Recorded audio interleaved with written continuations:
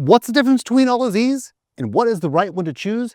Today, we're going to put these sprinklers to the test, from the absolute cheapest to the most expensive. And by the end of this video, I'll reveal the one that I really think stands out based on my years of experience. Ever wonder why some sprinklers can barely cover a patch of grass while others can cover the entirety of a large lawn? I painstakingly researched and tested all of the most popular hose sprinklers on the market, just like that. Nice. I've compared the cost, the amount of coverage you get for the money, and considered factors like features and ease of use to find a sprinkler that will keep your lawn from turning brown, whether you're on a budget, want something that's easy and convenient, or if efficiency is your priority. Let's start with this one right here. The Whirling Sprinkler has a set pattern, and water comes out of the holes here, and the rotating diffuser causes the water to spread out. The Whirling Sprinkler sprays water in about a 35-foot diameter. This makes it a great choice for smaller lawns and gardens and small spaces. It's also incredibly easy to use. Just plug a hose into it and it's ready to go. In addition to that, it's absolutely the best on a budget. They don't get much cheaper than these types of sprinklers here. Also, you can use multiple by simply removing the cap. This way, you can create a series of sprinklers and have them in a row. So good for a larger garden space that way as well. Now, on the downside, the base of the sprinkler, these feet right here, can dig into the lawn if you try to move it by dragging the hose, and this will cause scarring in your lawn. They're also not adjustable. The only thing that influences their spray pattern is how much pressure you have coming from the hose or the faucet. This makes them more challenging to really dial in to some specific spaces and lawns. Though this sprinkler does put out heavy droplets, it puts them out pretty high into the air, and that does make it susceptible to wind drift. So you don't want to use these on windy days. If you live in a windy area, this might not be the best option for you, but I know the one that is. Ring and turret sprinklers we're grouping together because they're very similar. One is simply a ring, the other is a ring with an adjustable turret. They can spray anywhere up from 10 to 40 feet. The only way you can really change this is based on the water pressure you have coming from your hose or your faucet. Though the distance can't be adjusted without increasing or decreasing water pressure on the turret type, the spray pattern can, which allows you to cover some awkward areas like strips, corners, or even half circles. The ring type ones cannot be adjusted. They're simply a ring with holes for water to come out. These sprinklers are very easy to use, but they cannot be used in a series. As you can see, there's no way to connect a hose to the bottom of this one. Some of the settings on the turret type are pretty efficient when it comes to things like evaporation and wind, but some of these can shoot pretty high into the air and some can create spray.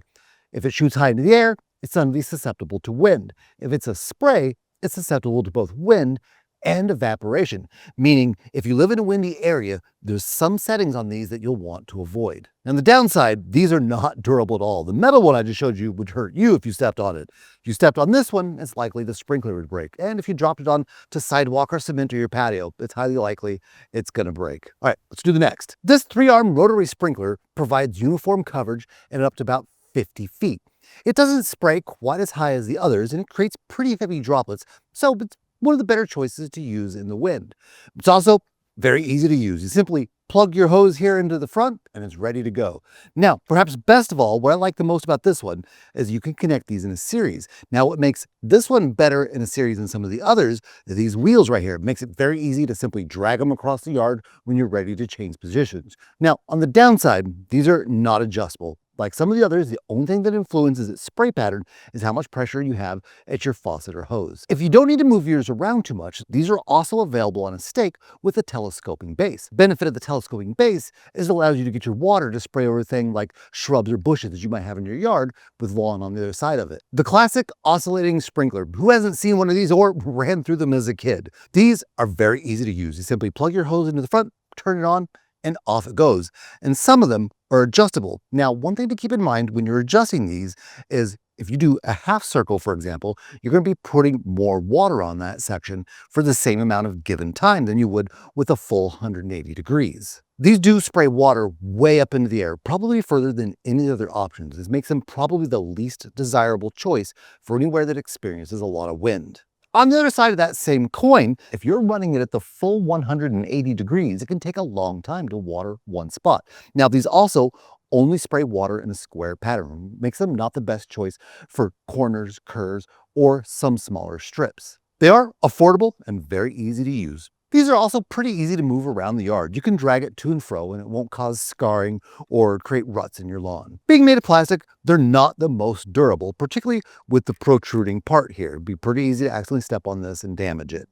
Also, with a lot of plastic surface area exposed to the sun, they're going to get weathered faster than some of the other options out there. One of my favorites, the impact sprinkler. And these are sprinklers that all of you have seen at one point in time or another. This one probably has the best power to cost ratio, being able to spray to an impressive 85-foot diameter depending on the incoming pressure.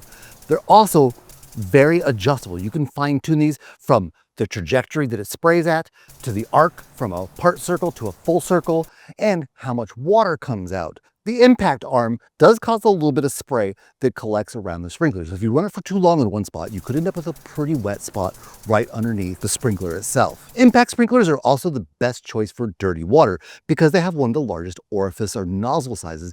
They can pass debris that would clog some of the others. This one here can also be used in a series. So you have a very large lawn. This is probably going to be the best choice.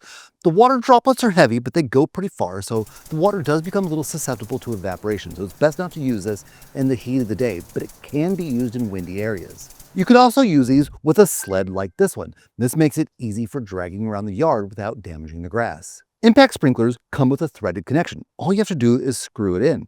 You don't even need any thread sealant like Teflon tape because they have an O-ring that makes them plug and play. This means you can use them with different bases. For example, this can also be used on a tripod. You'll recall the tripod or anything that elevates a sprinkler is handy from getting it over bushes, shrubs, and other landscape features. Tripods are also much easier to move around than a spike. A lot of people will tell you that elevating up your sprinkler is done to get more distance. And sure, it'll get you a couple more feet. And if you need just a couple more feet, there's no harm in elevating it. But the main reason to elevate your sprinklers is actually to clear obstacles, to get the spray of water over something that's in the way, such as that middle section there by the tree.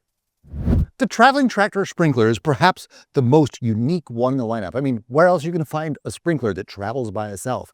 Not only travels by itself, it has 3 different speeds. Neutral allows you to run the sprinkler while keeping the tractor stationary. And the other 2 modes affect the speed at which the tractor moves, low and high. And it can water up to 13,500 square feet.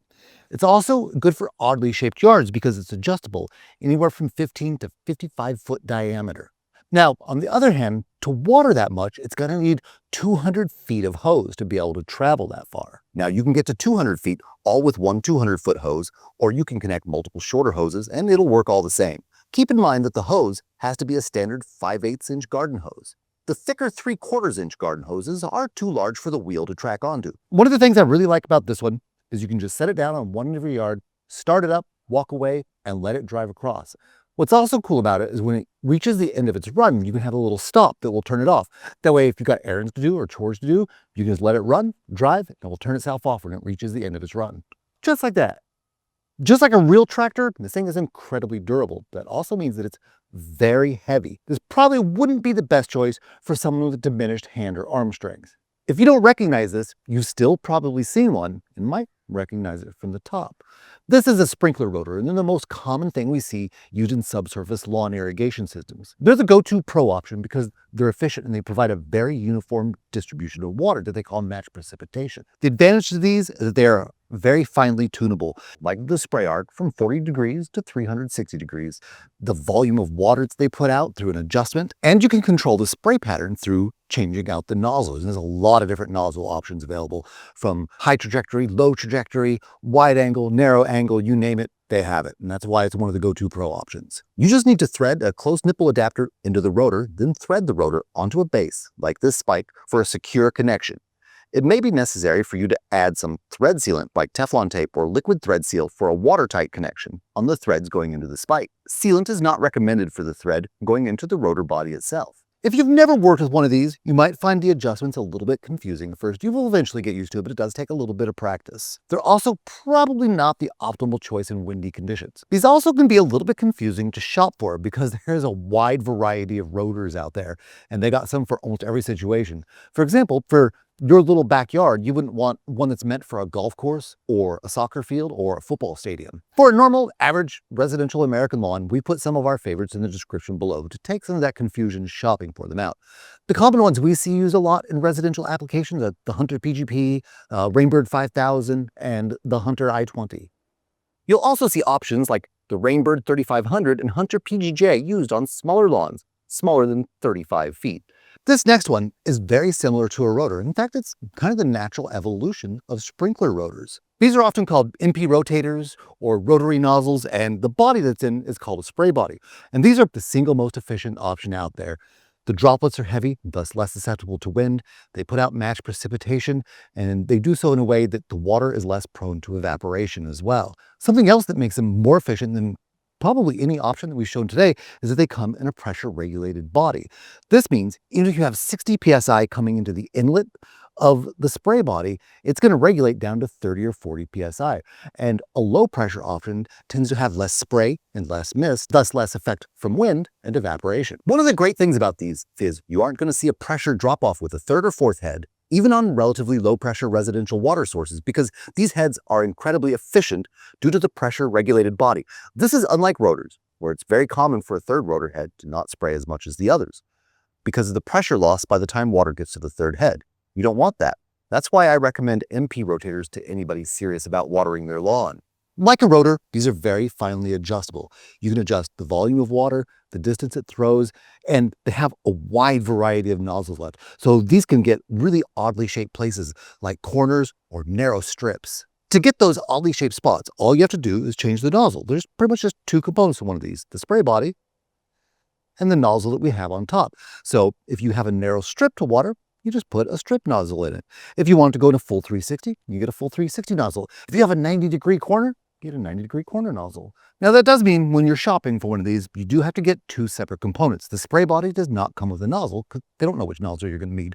So you also have to get the correct nozzle. But just like sprinkler rotors, they're very easy to set up on a spike to run one or an entire series of them. In addition to a spike, you're going to need an adapter to get it connected to the spike.